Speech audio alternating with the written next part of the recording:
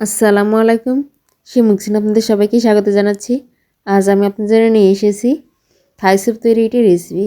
বাসায় কীভাবে authentic Thai soup তৈরি করবেন সেই রেসিপিটি আজ আপনাদের সাথে শেয়ার করব। আর হাতের কাছে থাকা উপকরণ দিয়ে কিন্তু এই থাই স্যুপটি তৈরি করা যায়। আর এটা খেতে কিন্তু রেস্টুরেন্টের মতোই টেস্ট হয়। দেখুন এই স্যুপটা দেখতে ঠিক কতটা সুন্দর হয়েছে, একদম রেস্টুরেন্টের মতো কালার হয়েছে আর থিকনেসটা একদম পারফেক্ট।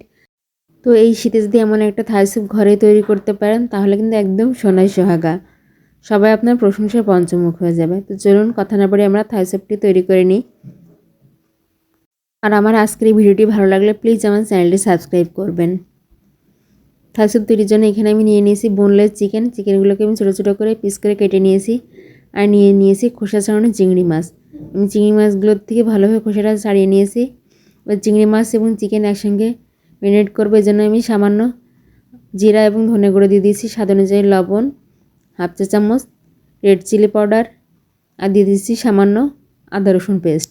এবার এই সমস্ত উপকরণগুলো একসঙ্গে ভালোভাবে মিক্স করে নেব। এটাকে মিক্স করে 20 মিনিট আমি রেস্টে রেখে দেব।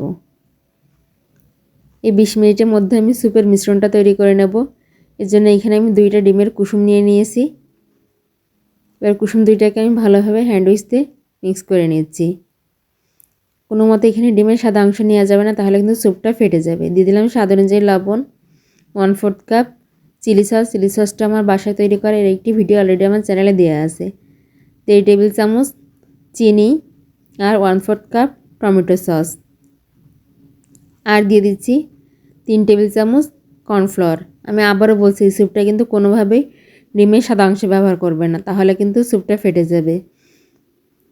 আর দিয়ে দিচ্ছি 1 টেবিল চামচ সয়া সস আর সামান্য আদা।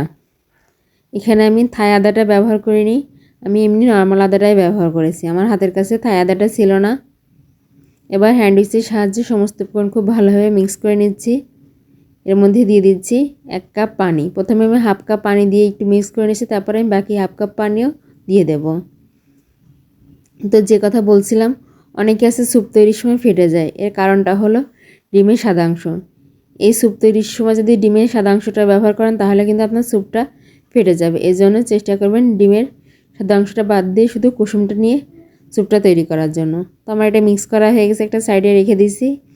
এবার স্যুপটা তৈরির জন্য এখানে আমি একটা প্যান বসিয়ে তার মধ্যে দিয়ে দিলাম হাফ টেবিল চামচ রেগুলার রান্নার সয়াবিন তেল।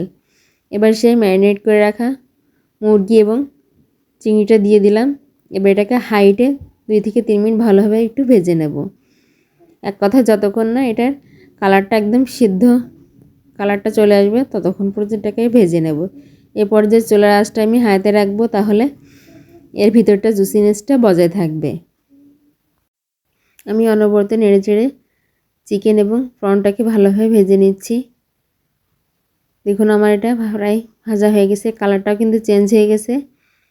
আর এটা ভাজা হয়ে গেলে আমি চুলাটা বন্ধ করে দিচ্ছি। চুলাটা বন্ধ করে এটাকে নেড়ে চেড়ে কিছুটা ঠান্ডা করে নেব।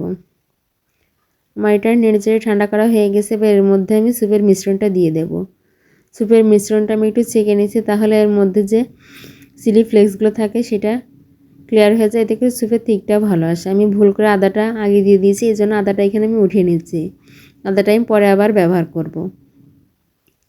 এবার স্যুপের মিশ্রণটা চিকেনের সঙ্গে ভালোভাবে মিক্স করে নিলাম। এর মধ্যে দিয়ে দিচ্ছি 3 কাপ পানি। পানিটা দিয়ে স্যুপের সঙ্গে নেড়ে চেড়ে মিক্স করে দিচ্ছি। আর এবার দিয়ে দিচ্ছি সেই কেটে রাখা আদাটা, যেটা আমি ভুল করে আগে দিয়ে ফেলেছিলাম, উঠাই নিয়ে পরিষ্কার করে নিয়েছি আমি। এবার চুলাটা অন করে দিচ্ছি এবং স্যুপটাকে ক্রমাগত নেড়ে দিচ্ছি, এতে করে স্যুপটা আর তলায় লেগে যাবে না, এমনকি কোনো লাম্পস বা দলা ক্রিয়েট হবে না। এ পর্যায়ে চুলার আঁচটা মিডিয়ামে রাখতে হবে। মিডিয়ামে রেখে আমি প্রথমে 3 মিনিট স্যুপটাকে জাল করে নেব। এটাকে ক্রমাগত নাড়তে থাকে। দেখুন আমার স্যুপটা ফুটে উঠতে শুরু করেছে, আর স্যুপটা কিন্তু এ পর্যায়ে অনেকটাই ঘন হয়ে এসেছে। আমি 3 মিনিট জাল করার পরে এর মধ্যে দিয়ে দেব লেবু পাতা। আপনারা চাইলে এখানে লেমন গ্রাসও ব্যবহার করতে পারেন, তবে লেমন গ্রাস ছাড়াও লেবু পাতা দিয়েও এই স্যুপটা রান্না করা যায়। তবে লেবু পাতাটা ছিঁড়ে দেবেন না, তাহলে স্যুপটা খেতে তেতো লাগবে। চেষ্টা করবেন লেবু পাতাটা আস্ত দেওয়ার জন্য। লেবু পাতাটা দিয়ে আমি এটাকে আরও 2 থেকে 3 মিনিট ভালোভাবে জাল করে নেব। দেখুন আমার স্যুপটা কিন্তু একদম পারফেক্টভাবে হয়ে এসছে প্রায়। এই ঘনত্বটাও অনেকটা সুন্দর হয়ে এসছে এবং চিকেনটা আগে থেকেই কিন্তু কুক করা, এর জন্য এখানে খুব বেশি সময় জাল করারও প্রয়োজন নেই। আমার স্যুপটা পারফেক্ট ঘনত্বে চলে এসেছে। এবার আমি চুলাটা বন্ধ করে দেব। এর মধ্যে দিয়ে দিচ্ছি আমি 1/2 টেবিল চামচ লেবুর রস। এখানে লেবুর রসটা আপনারা আপনাদের স্বাদ অনুযায়ী দিয়ে দেবেন, যে যেমন টক খেতে পছন্দ করেন সেই অনুযায়ী লেবুর রসটা দিয়ে নেবেন। আমার স্যুপটা রেডি হয়ে গেছে। এবার এটাকে আমি পরিবেশন করে নেব।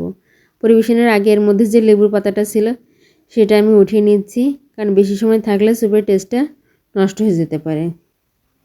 দেখুন স্যুপটা আমি পরিবেশন করে নিয়েছি। কালারটা ঠিক কতটা সুন্দর এসেছে এবং ঘনত্বটাও কিন্তু একদম পারফেক্ট। আশা করছি আমার এই স্যুপের রেসিপিটি সবার ভালো লেগেছে। আর ভালো লাগলে প্লিজ আমার চ্যানেলটা সাবস্ক্রাইব করবেন। আর বাড়িতে একবার ট্রাই করে কেমন হয়েছে আমাকে কমেন্ট বক্সে অবশ্যই কমেন্ট করবেন। আর যারা আমার এই ভিডিওটি আমার ফেসবুক পেজে দেখছেন, প্লিজ আমার পেজটি লাইক এবং ফলো দিয়ে পাশে থাকবেন। ধন্যবাদ।